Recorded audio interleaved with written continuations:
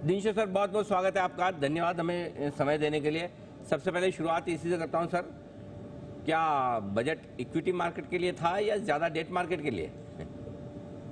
अनिल जी, धन्यवाद आपका आपके शो पर आमंत्रित करने के लिए और आपके दर्शकों को वेरी गुड मॉर्निंग। सो अनिल जी, आपने बराबर बोला। आई थिंक इट्स ये ज्यादा डेट मार्केट का था इक्विटी मार्केट, बिकॉज जैसे मुझे याद है पहले जब आए थे प्री बजट में, मैंने बोला भी था आपको कि ये बजट आई डोंट थिंक कुछ इंडिकेशन देगा, पुरानी सारी चीजें कैरी फॉरवर्ड करेगा।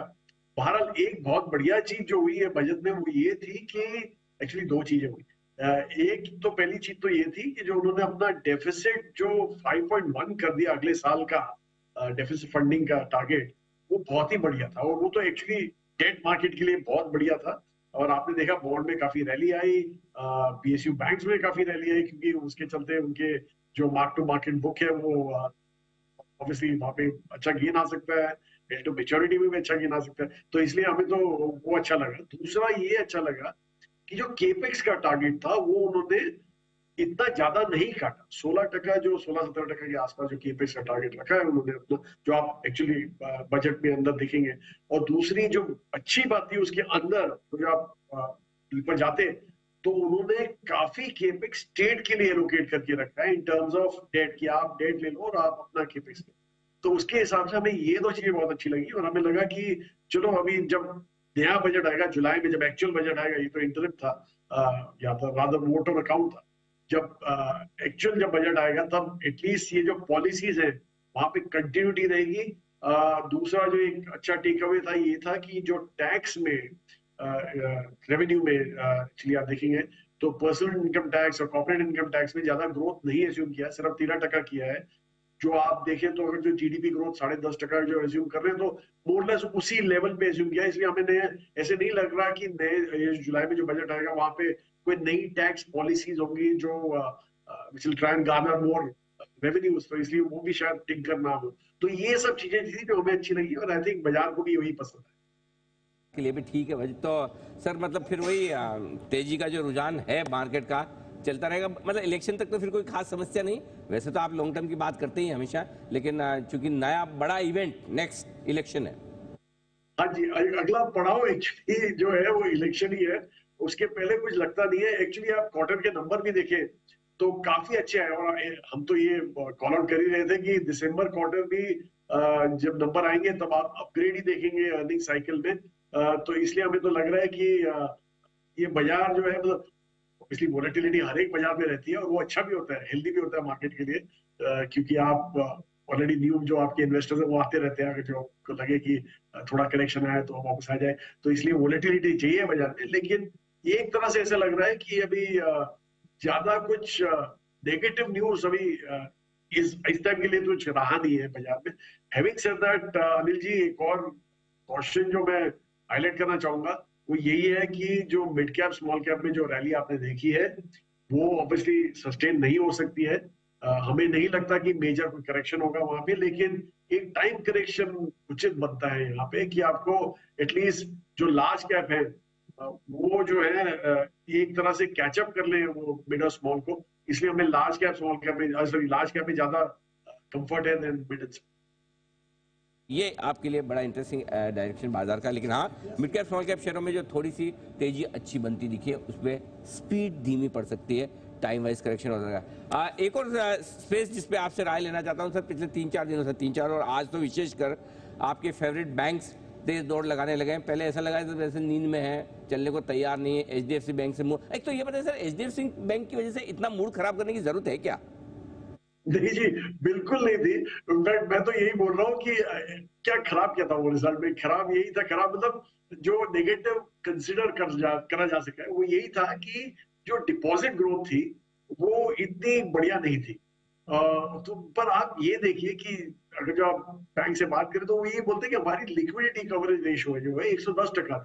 तो ऑलरेडी आपके सिस्टम में इतनी लिक्विडिटी थी, इसलिए प्रॉब्लम उनको इतनी जरूरत नहीं पड़ी डिपॉजिट ग्रो करने की, और कॉन्शियस डिसीजन था शायद उनकी तरफ से कि एग्रेसिवली वो कम्पीट नहीं करे मार्केट में टू ग्रो डिपॉजिट। क्योंकि आप देखिए कि आरबीआई ने भी बहुत ही अच्छा स्टेप लिया है कि उन्होंने लिक्विडिटी कर्व कर दिया सिस्टम में, क्योंकि उनको अभी इंटरेस्ट रेट बढ़ाने दिए इसलिए वो आरबीआई ने ये किया कि वो बोले कि आप लिक्विडिटी कंट्रोल करो सिस्टम की और वो कम करते रहो तो एक्सपेंडिचर कम हो जाता है।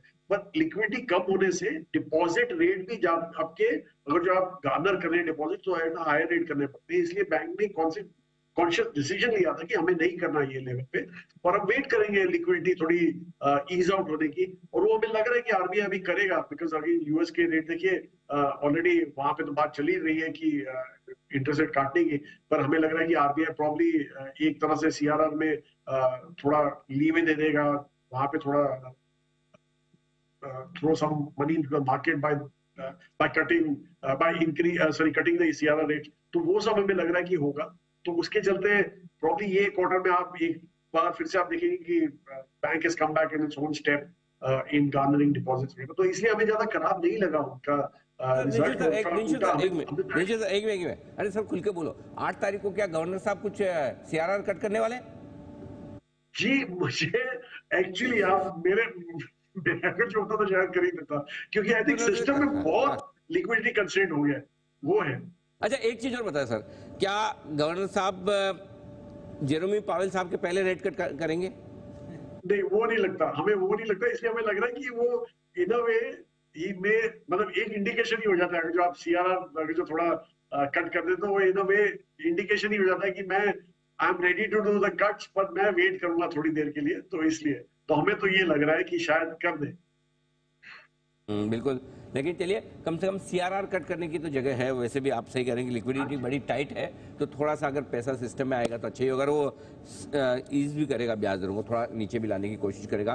अच्छा सर अब बताएं, इलेक्शन के हिसाब से किस तरह से पोर्टफोलियो रखना चाहिए, और आपके हिसाब से इस वक्त किस तरह के फंड सूटेबल है इस माहौल में?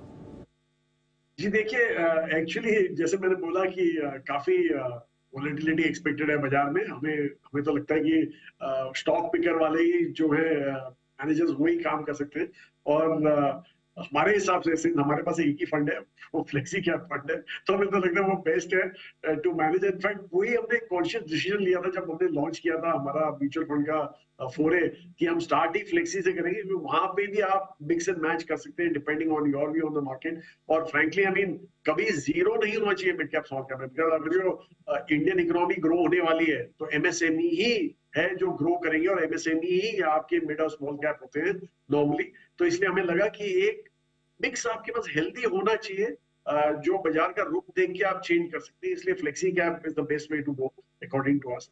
तो वही है। और दूसरा जो आपने बोला कि कौन से सेक्टर के लिए आपको रहना चाहिए तैयार, हम तो कब से कॉल आउट कर रहे हैं कि बैंक्स आई थिंक एक पनप रहा था वहां पे कि अबाउट टाइम थोड़ी रैली आनी चाहिए, तो इसलिए हमें लग रहा है कि banks will lead the rally for the whole market. तो ये है आपके लिए सारी की सारी राय, किस तरह के फंड्स आपको इस वक्त सेलेक्ट करने चाहिए। दिनेश सर बहुत बहुत धन्यवाद आपका समय देने के लिए, बजट के बाद बाजार पर अपना डायरेक्शन हमारे दर्शकों के साथ शेयर करने के लिए। Thank you so much sir, बहुत बहुत धन्यवाद।